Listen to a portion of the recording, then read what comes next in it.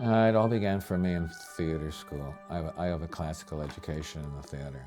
And I had the opportunity to work a film set because I had to pay rent, and I'd never been on a film set. And the moment I walked on a film set, it was like everything that I'd been trained for and everything. There they all were. They were all the categories, and I could just pick whatever I wanted. I was already trained for it, you know. It comes hand in hand with a classical education. So special effects was certainly not something that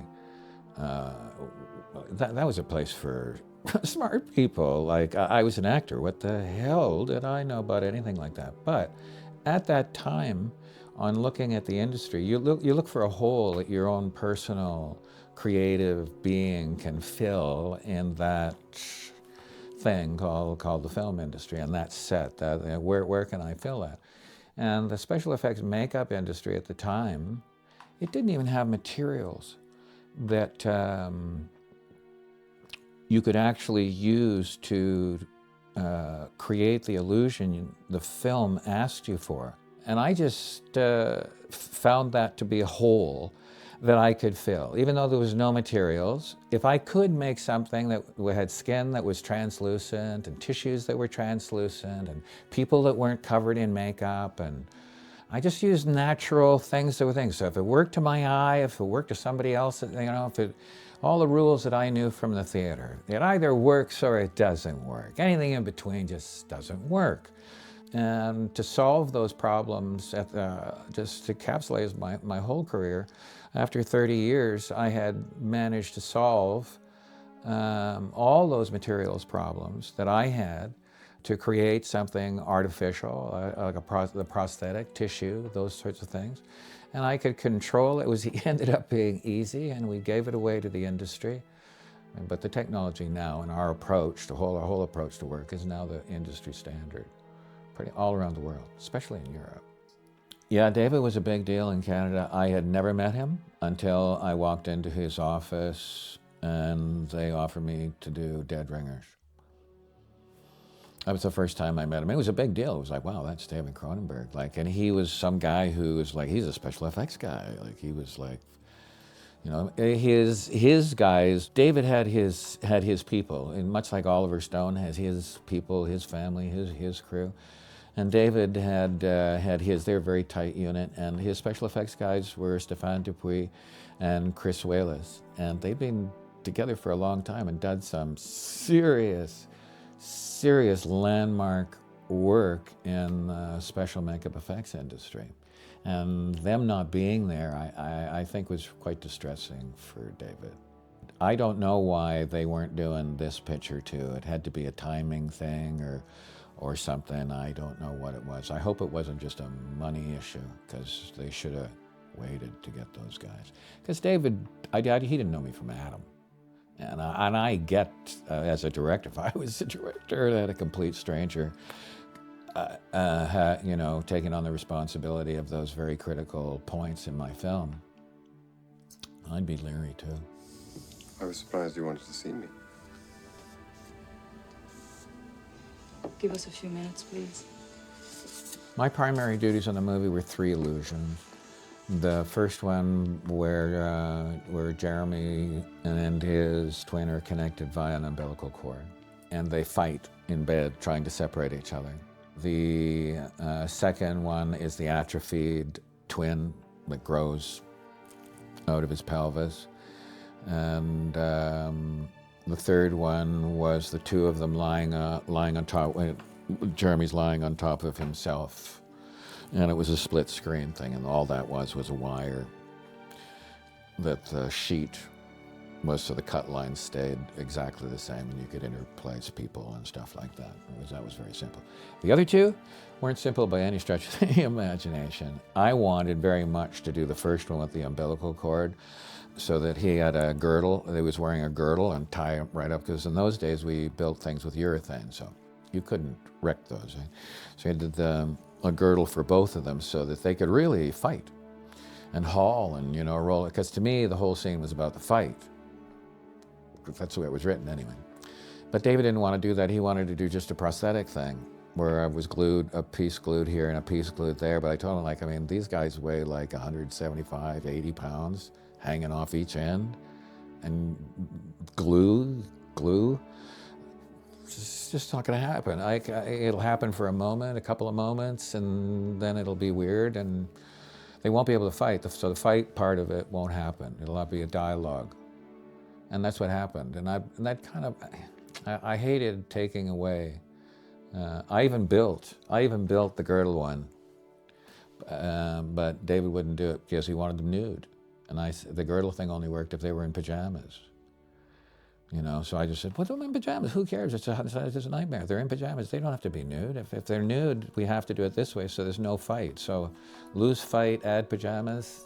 We're just going to have the fight? You know? Anyway, and I built the thing. It was right there, and I wanted him to look at it, but he wouldn't look at it. Wouldn't even look at it. It was like, God, anyway. Wouldn't have taken any longer than a cup of coffee just to look and see that, because we used it in the studio. It was great fun. I tie myself up with one of the other crew, and we just roll around, and it was like it was cool. You got a serious fight out of it, and look, seamless. The scene was written for it was a violent scene of fear and whatever, of separation, and that element was not there. It couldn't physically be there. So I think if you screened that scene, like even David screened that scene, he would see that, well, the purpose of that hallucination wasn't there, creatively and performance-wise, you know? And it was kind of the same thing as the atrophied thing, you know? I told David, you remember, these are the days when my technology didn't exist, and this was early days. This was foam, and he wanted this little atrophied puppet. And I told him, I said, you know, a puppet's a puppet. A puppet's a puppet. And you want it to look like a real person. So, boy. You're asking that's one of the most difficult things I can imagine. Like the head can't be any bigger than this, which means his fingers are like a third the size of a pencil. And somehow I've got to make them all move. And it's like, you don't need to go to all that effort, because let's do it another way. I wanted to build a big set of legs, because Jeremy's point of view, looking down at his thing, I can build this way easier and have it breathing and his legs move around. That's a very easy puppet to make.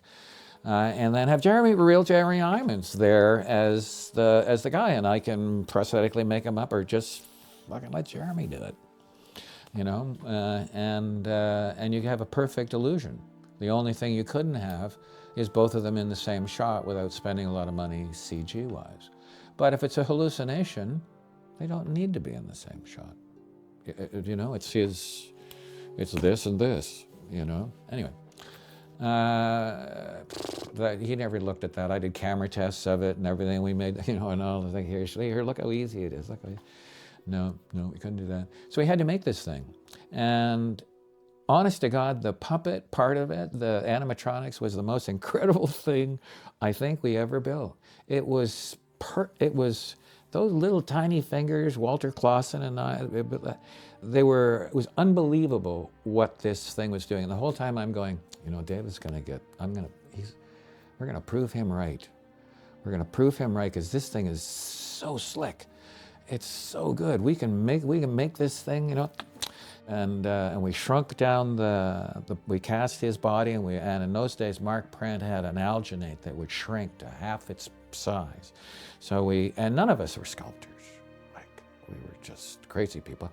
And so we shrank his torso down, and then we cast it again, and we shrank it down, and we cast him again, and we shrank it down, keeping our fingers crossed the whole time, you know, that it wasn't going to work or look absolutely stupid. But all the research we did on atrophied, we had a lot of license. Holy mackerel, we had an awful lot of license. And at the end of the day, we ended up this little thing that really looked like Jeremy Irons still, because it was his features and everything still there. And we sealed up all the mechanics and everything, you know. So big effort on that, sealed it up so nothing could ever get into those mechanics. Sealed it up, squirted it all full of urethane, and unmolded it. And, oh geez, it looked great. You could see the mechanics right through it. It was kind of cool, just the way it was, you know. And it was like, oh, fuck, but now we have to paint it. And the details of it were so fine because it was a real, you know, it was that the moment we painted it, we lost 80% of those details. Like the moment you put a layer of anything over top of it, all those pore structures were gone. All those little lines around his eyes were gone. All that stuff was like, oh, what a bummer. Oh, well, nobody's gonna fucking, no, if nobody saw it before, they're not gonna be able to judge it. Thing. And we never got to test it until we got to set. And we hooked it all up with great confidence. And I think there was like 6 people underneath the stage, and and they were now hauling on these levers like they were at the gym, and this little bugger's moving like he's barely moving. Like he's moving, but oh my God, something is seriously wrong. The cables are jammed. There's a connection that's wrong. The skin's too thick. Can't be too thick. There's not enough room for it to be too thick. The only thing that could possibly happen is that the urethane leaked into the inside. What are the odds of that? Can't, because we put so much effort into it. Anyway, we have to shoot it.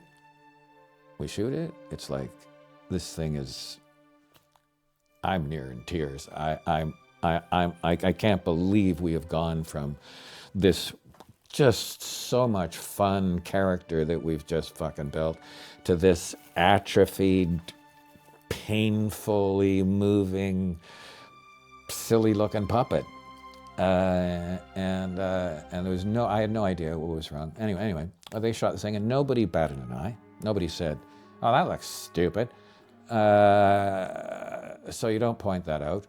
And again, there I was, and I had really jeopardized Jeremy's performance by giving him nothing to play against, nothing interesting for him to play against. And so I took it home and I took it apart, and the entire apparatus, all the mechanics, the whole thing was a solid block of urethane.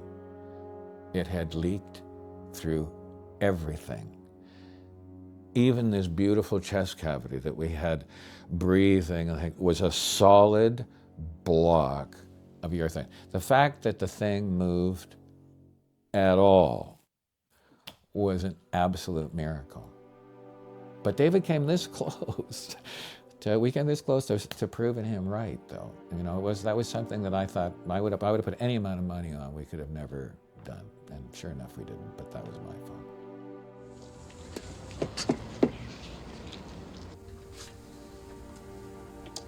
Fascinating stuff. I really liked Jeremy. No, we didn't have a lot of interface. He was making them, you know, the same you do, actor makeup kind of thing. But the thing I loved, and I took it on again with when we did Nixon with Oliver, was the lift in the shoes. An absolutely brilliant, simple, easy solution to a posture change, because it really does work. And Jeremy was just seamless with it.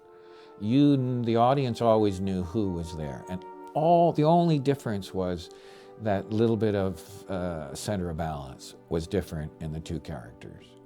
And I thought that was the most successful thing I ever saw. And we did that with Anthony Hopkins too, to be Nixon, because Nixon has that front thing, and I gave it to him. There really isn't any telling you apart, is there? Absolutely identical in every respect. I'm actually a couple of millimeters taller. The opportunity to work with David again, it'd be a wonderful thing, but he was a major lesson in my career. Never, ever not trust your guts. Because I have to deliver I have to create an illusion on film. That's my job. And if my guts tell me either don't do it, or you can't do it, or you don't know anybody who you can collaborate with to make it happen, then don't do it, because that's professional suicide. You know, my job is to give to the movie, not just be a guy that made a thing because I was told to make a thing. That's not what I do, you know.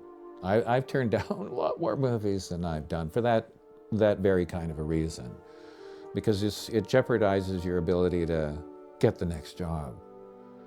It really does. You have no choice but to be seamless and as perfect as you can possibly be in every single frame, because every single frame that you're not is like sending out a bulletin to the world that you're an idiot and you don't know what you're doing. It's special effects, it's illusion, it's magic making. You know, if you go to the magic show and the guy tries to float up off the floor and he can't, he didn't, and he's not a magic guy, sort of thing.